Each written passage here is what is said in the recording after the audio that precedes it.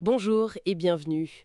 On entend souvent dire que la politique française est compliquée, voire instable. Oui, bonjour.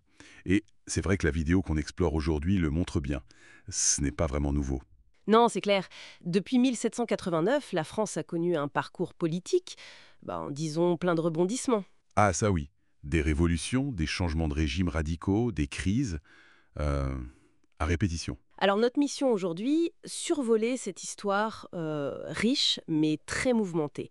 Essayer d'en tirer les leçons clés pour comprendre comment on en est arrivé là. Un sacré programme. Oui, alors accrochez-vous, on remonte le temps. Direction 1789. On commence avec la Révolution, bien sûr, la fin de Louis XVI, la fameuse Déclaration des droits de l'homme. Et en 1792, la Première République. Exactement. Une promesse immense, mais qui dérape assez vite, n'est-ce pas? Tout à fait. L'enthousiasme du début, il laisse vite la place à une très grande instabilité.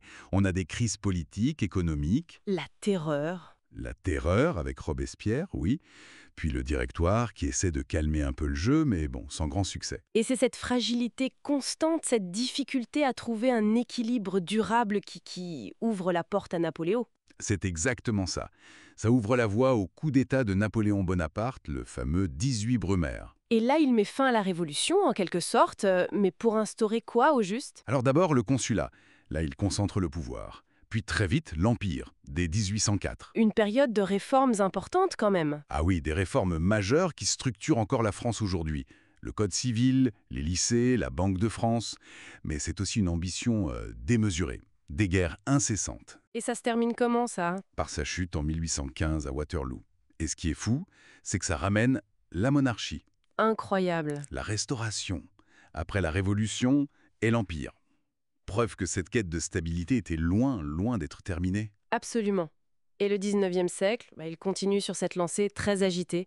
C'est comme un laboratoire politique à ciel ouvert, vous voyez? C'est une bonne image, oui. À peine la monarchie restaurée, paf, elle est renversée en 1830. Les Trois Glorieuses. Arrivée de Louis-Philippe. Voilà, mais lui aussi les chassé en 1848. Et là, c'est la naissance de la Deuxième République, avec une nouveauté importante. Oui, majeur même. Le suffrage universel masculin. Le droit de vote pour tous les hommes. C'est un grand pas. Mais, encore une fois, ça ne dure pas. Pourquoi cette répétition, en fait? C'est la grande question, Yvi. Louis-Napoléon Bonaparte, le neveu de Napoléon Ier, est élu président justement grâce à ce nouveau suffrage. Hmm. Mais un peu comme son oncle, on pourrait dire. Il fait un coup d'État. Exactement, en 1851.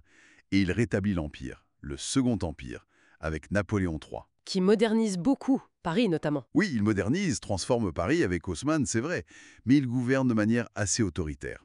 Et, un peu comme son oncle là aussi, c'est une défaite militaire qui met fin à son régime.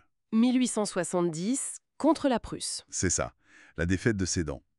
Décidément, la stabilité, elle semble vraiment insaisissable à cette époque. Et cette défaite, du coup, elle ouvre la voie à quoi? La Troisième République. Précisément.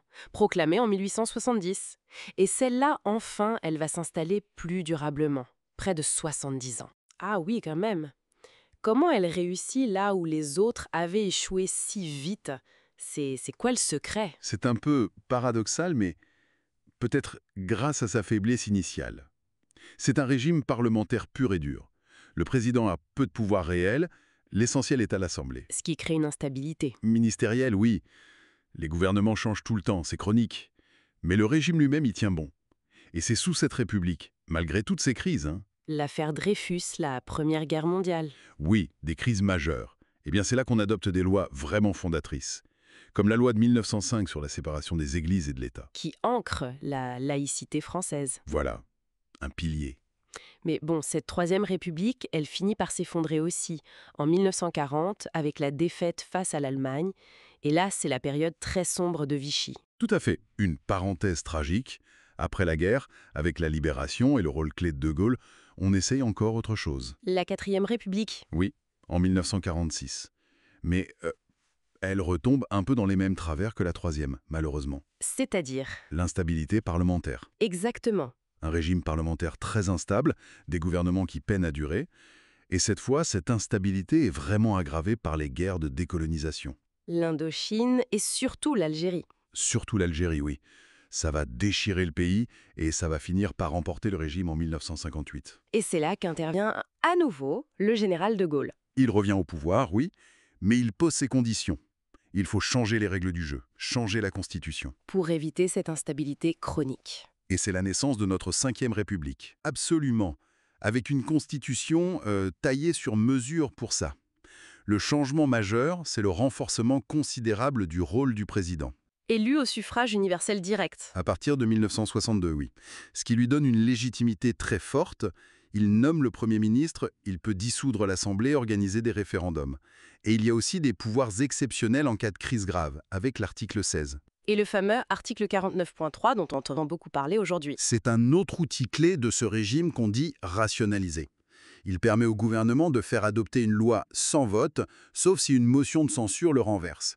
L'idée initiale, c'était de garantir une capacité d'action au gouvernement. Et depuis De Gaulle, tous les présidents ont utilisé ces institutions, chacun à leur manière. Oui, De Gaulle lui-même, puis Mitterrand, avec des changements importants comme l'abolition de la peine de mort, mais aussi les cohabitations qui ont un peu testé les limites du système.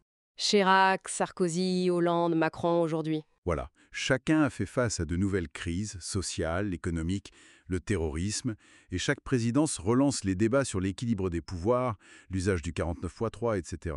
Donc, si on résume un peu tout ce parcours depuis 1789, On voit bien cette tension permanente entre une volonté d'ordre, de stabilité d'un côté, et de l'autre des poussées de contestation, de changement parfois radical. la Ve République, avec son président fort, a sans doute offert une stabilité gouvernementale qu'on n'avait pas connue avant. Inédite, oui, mais les crises récentes, les débats actuels, montrent bien que cet équilibre reste un défi permanent. Ce n'est jamais acquis. Et ça nous amène peut-être à la réflexion finale. Cette longue histoire française, cette succession de régimes, montre une recherche quasi obsessionnelle d'un modèle politique idéal, stable.